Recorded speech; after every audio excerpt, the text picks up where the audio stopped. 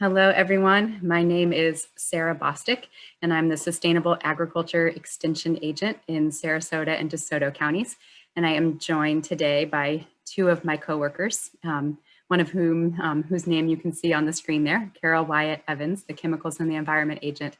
And also on today's webinar, to answer any community garden specific questions is Mindy Hannock, who is the Sarasota Extension's Community and School Garden Coordinator. So thank you all for joining today's Edible Gardening Series workshop every Monday from noon to 12:30. And this week, as you all know, the topic is planning an abundant garden. So I'm going to get started, and the way we're going to do this is I'm going to spend about 10 minutes talking about this particular topic, and then we'll just open it up for questions. And depending on how many people end up joining us, we may end up just limiting questions to that chat box. There's a little chat box function at the bottom, I believe the bottom of your screen. It's like a little text message function, and you can actually just type your questions right in there. And Carol and Mindy and I will answer questions for the last 20 minutes. Anything we don't get to today, any questions we don't get to, we will answer in follow-up emails or directly with folks via phone or however else you prefer being communicated with. And your questions don't have to be specific to today's topic. It can be anything edible gardening related. We will do our best to answer. So here we go. This is going to be a really quick run through planning an abundant garden.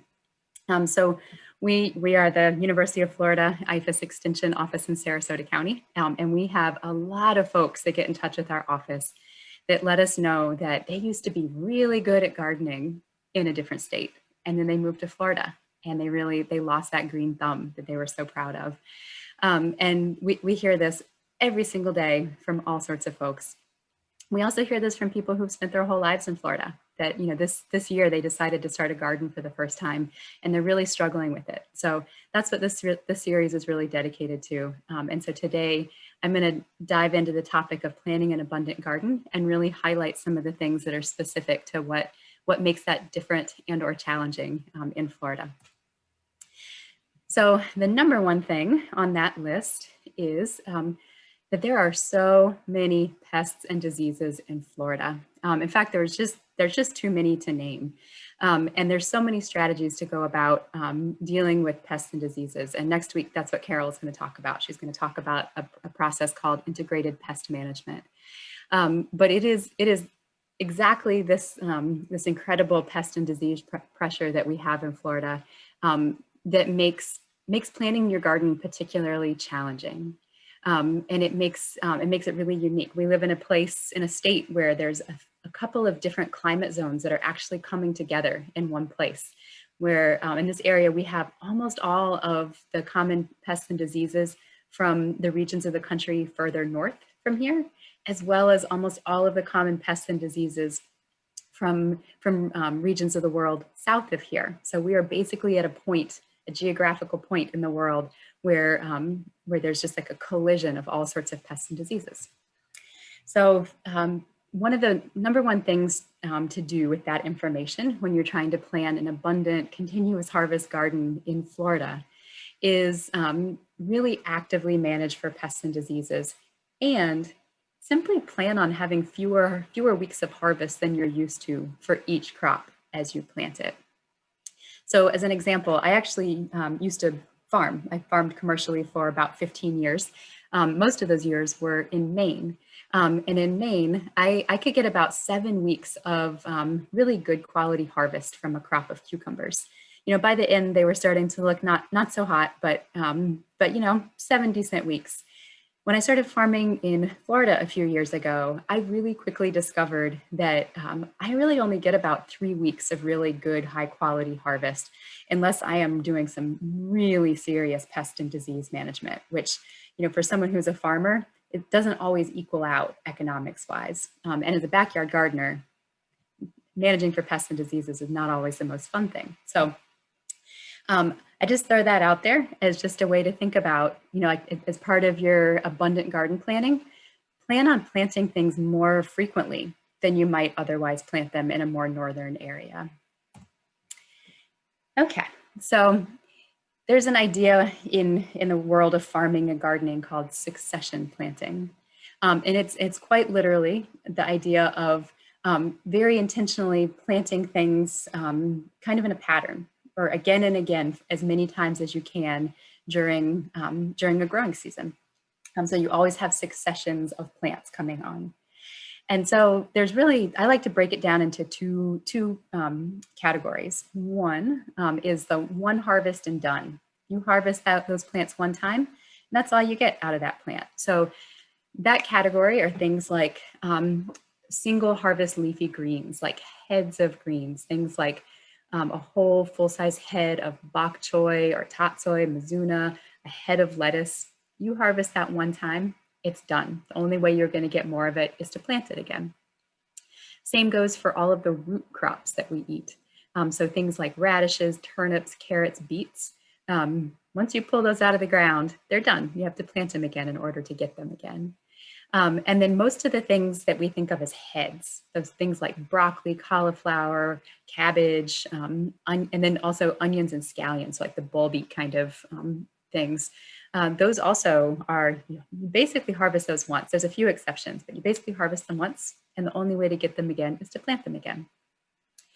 And then I like the category of 2 to 10 harvests.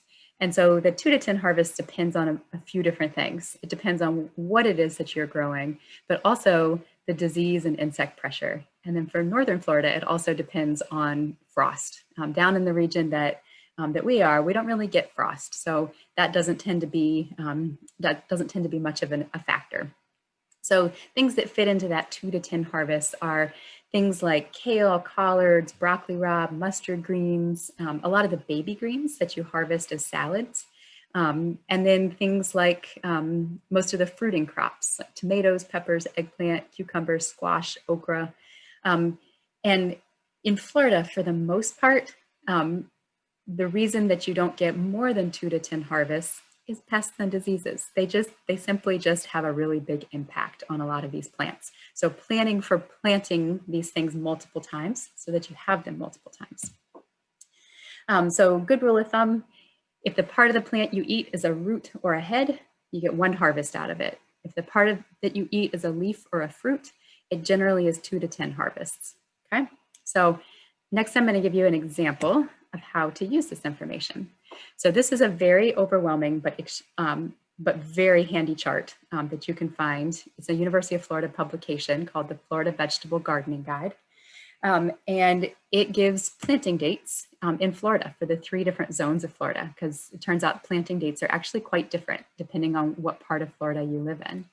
And then it also tells you about how many days you can expect from planting to harvest. So super handy information. So as an example, let's go with beets. And I'm going to do a central zone of Florida quick example to show you how the succession planting continuous harvest works. So you should be able to see on your screen right here. Beets get planted September through February in central Florida. And they take 50 to 70 days to harvest. So this is how you do that basic planning to make sure that you have a continuous supply of what you want. So first, basically, the easiest way to think about it is listing out the things that you know. You know that you can plant beets September through February. That's actually 6 solid months. That's a really long planting season for beets. And then beets are ready to harvest in about 2 months. You know that because it's Florida, you know that there's a lot of pests and diseases that damage beets. And so in Florida, you pretty much need to harvest those beets as soon as they're ready to eat.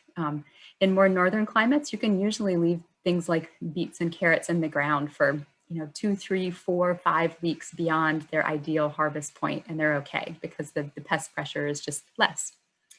So in this totally make-believe example, another thing that I know is that I like to eat beets twice a month. Nobody else in my family will eat beets. And in general, I eat about three good-sized beets in a meal. So those are the things that I know as I go into planning for planting beets. And so really to summarize it down to what makes the most difference in the process of an abundant garden is that you basically want to harvest 3 beets every other week for 6 months. And therefore, you need to plant beets about every other week for 6 months. So the next step is doing the math and just making yourself a really simple planting calendar that takes all of that information into consideration. And so other things that are just good pointers is when you're deciding about exactly how many beets to plant, if you plant only 3 seeds, not all of them are going to survive. So it's a pretty good rule of thumb to plant maybe 2 to 3 times as many seeds as you actually want to eat. So, planting something more like, 8 or 9 or 10 beet seeds every other week. So it's it'll take you about 30 seconds, sprinkle those seeds in. And then I like to make just a really simple planting calendar, and it doesn't have to be really right on the dot. I just kind of will chop a month in half, and I'll do the 1st and the 15th, the 1st and the 15th, the 1st and the 15th. And then sometimes that can feel like too much, like if it's just too much to keep track of. A lot of crops, especially root crops, will actually store just fine in the vegetable drawer of your refrigerator. So with something like beets or carrots or potatoes or sweet potatoes, other things like that, just consider planting them, or sorry, sweet potatoes is not a good example, but like beets and carrots, but just consider planting them maybe once a month. And then leave the extras in the refrigerator for a couple of weeks until you're ready to eat them. And then one thing that is just simply different than gardening in more northern climates is that most fruiting crops, you actually will need to plant at least 2 times to get a good harvest. In northern climates, there's only enough frost-free or warm days of the year to plant 1 crop of tomatoes and peppers and cucumbers and squash, zucchini, eggplant, beans, things like that. But in Florida, you actually will get, you get a lot more if you actually plant 2 times. You can plant once in the fall and then once kind of midwinter for most of these crops. So you'll actually, you basically get two crops per year for a lot of the fruit and crops in this area. So that's a super quick, super shallow dive through, planning an abundant garden. Thank you all so very, very much. And I hope that you all have a wonderful week.